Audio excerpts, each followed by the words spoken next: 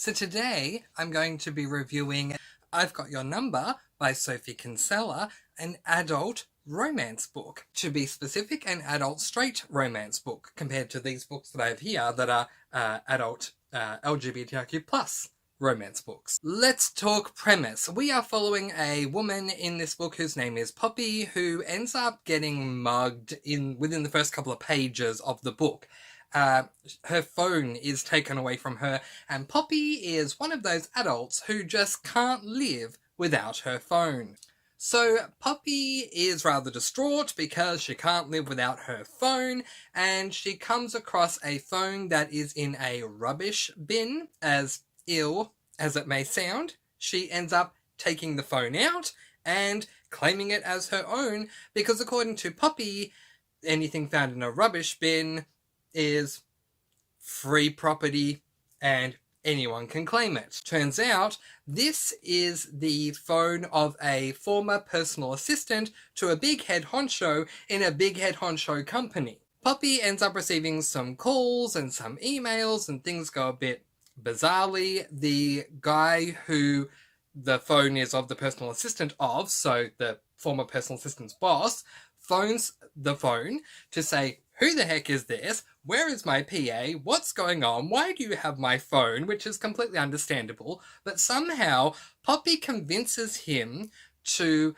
allow her to hang on to the phone for the moment. The reason for this is because the book opens up with Poppy having lost her engagement ring. This is not only a beautiful engagement ring, a pricey engagement ring, but it is a very significantly precious family heirloom from her fiancé's family. So understandably, Poppy is very worried about the ring. She was at a hotel when she lost it, so she's given everyone who works there her number, and in her mind, she needs a number, otherwise no one is going to be able to contact her. So she gives everyone this new number, and that's how she convinces the boss guy, whose name is Sam, to allow her to keep the phone. The book progresses and moves forward, and we find out a lot of different things. I'll discuss that in the spoiler section, that I found to be really intriguing. So I can give this book a massive pro in the spoiler-free section, and that is I am finally yelling at books again. And I know that may sound like a con to you, like, Mr. Fancy, how can you say it's a pro that you're yelling at a book? But here's the thing, guys, I'm not going to yell at a book where I'm not fully, wholly, and completely invested in the characters, am I? So this book was so good, and these characters were so good, that when things would happen, I was so invested that I was yelling at them. That's a massive pro in my mind. And if you want another pro, I'm not a character-driven reader. This is a 100% character-driven book. I'm not a fan of character-driven books, but I love this book. I ummed and ahed quite a lot about what to give this book as a rating, and I was going between 4.5 and 5 stars. I've ended up going with 5 stars, but I do have one spoiler-free con that I want to alert you to, and that is footnotes.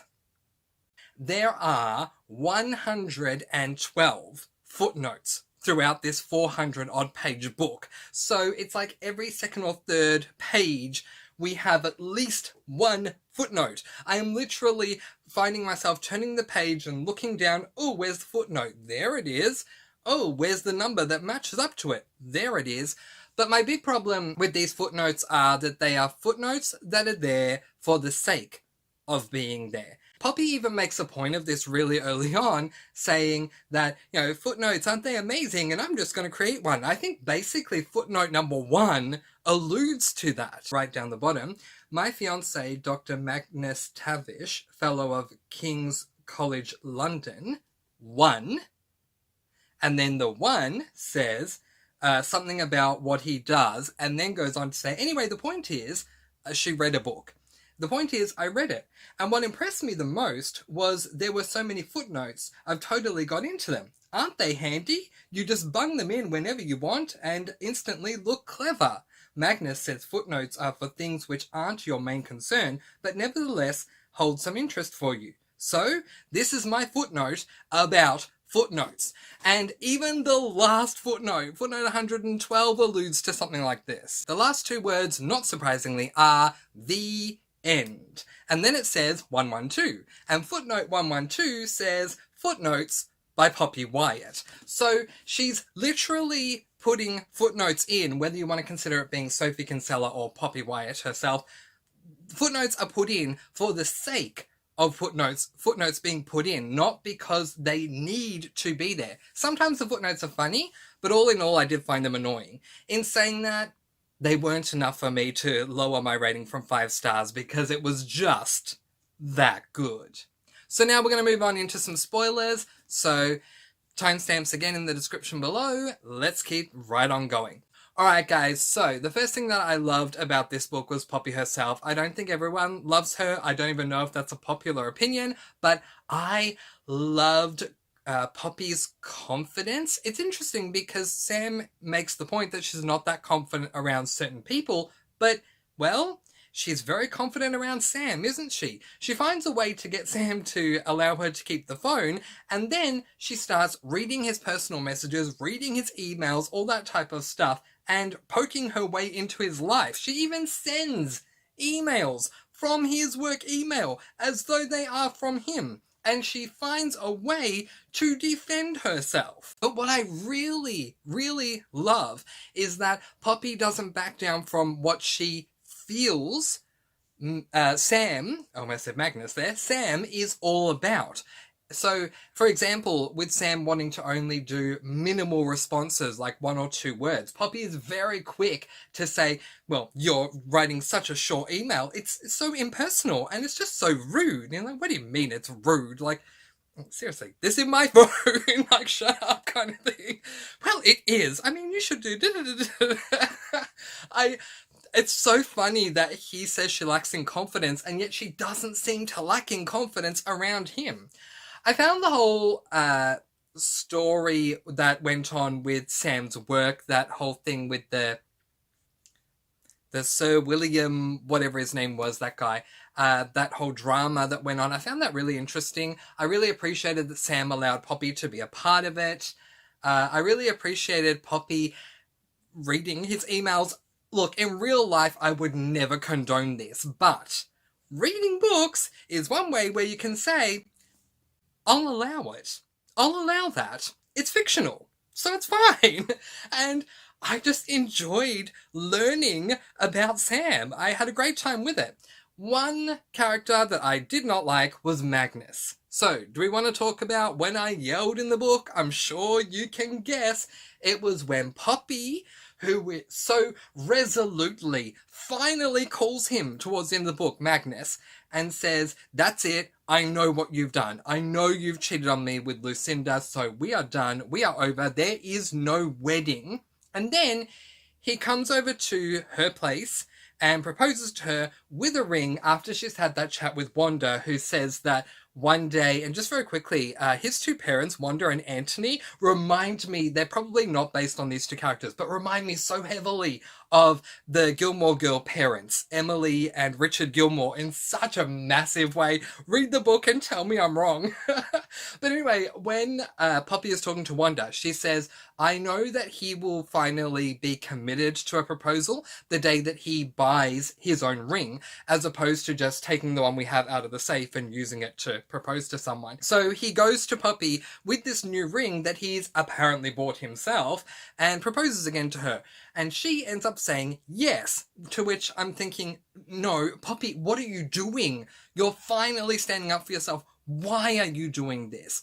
And then we come to find out from Felix at the wedding before she goes down the aisle, no, he never actually purchased this. Mum gave him a different type of ring to use to propose to you.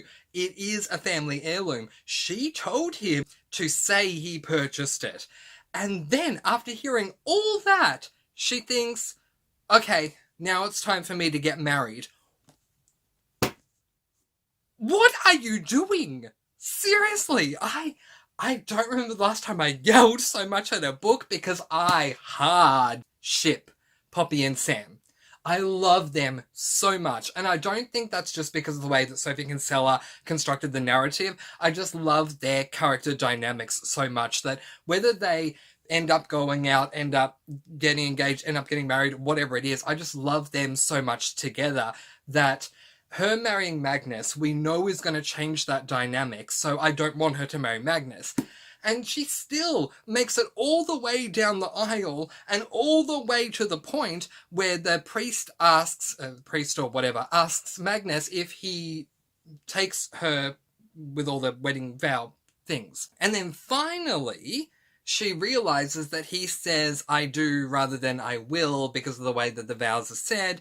And finally, she realizes, which is funny because I'm now remembering before they actually leave for the church, he's doing that speech where he's so proud of himself that he's finally getting married and he's going to show everyone that he can get married. She didn't even back out at that point. But finally, she says, no, she makes the connection. She says, you're doing this to prove a point. You're not doing this because you want me forsaking all others to the end of time. You're doing this to prove a point.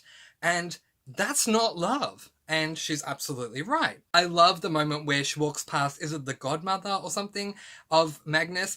And the godmother saying, excuse me, dear, but I've got a text message here. Oh my gosh, I loved that whole scene. And then everyone at the church is simultaneously reading it out because the godmother says, all right, everyone, 3, 2, 1. If you are at the wedding. And Sam did so good, and the fact that Sam contacted Lucinda and got a message to everyone's number was so good. And then when she left the church because she found out that he was outside and she ran up to him and all that stuff, oh my gosh, so good. My one complaint was that it ended after that because, as we know, she invites Sam to go to the reception dinner. Oh my gosh, I wish we could have seen that play out. Why did it have to end? But you know, the saying, always leave them hanging for more, and Sophie Kinsella did that. The problem is, this is a standalone novella, so we're not getting any more. But you know what? I have been in search of a straight romance author. And whilst I thought that Christina Lauren was, well, I'm not going to say okay, because I don't think that they are, although they improved with the second book that I read. And while I do like K.C. West, I think Sophie Kinsella is the author for me. I want to read more of her stuff. I was laughing. I experienced a wide range of emotions. As I said, I was yelling at the book because of how invested I was. So I think you will see more Sophie Kinsella from me in the near future. I've done some research and a lot of Sophie Kinsella fans have actually said to me, start with the Shopaholic series. So now that I've read this and I've gotten a taste of her, go into the Shopaholic series, and I think that's what I'm going to do. But if you would like to recommend me in another direction with Sophie Kinsella, or even if you agree with me going into the Shopaholic series, let me know below. But this was just fantastic, 5 stars, and I do highly recommend. But that is where I am going to leave it for my spoiler and spoiler-free I've Got Your Number by Sophie Kinsella. Adult straight romance, 5 stars. This one was absolutely amazing, and I hope to get the hardcover edition at some point soon. It's just really expensive. But in the meantime, that is where I am going to leave it, letting you guys go with peace, blessings, and so much love. I post videos every Monday, Wednesday, and Friday, and I'll see you again soon. Mwah! Thank you again so much for watching, and happy reading!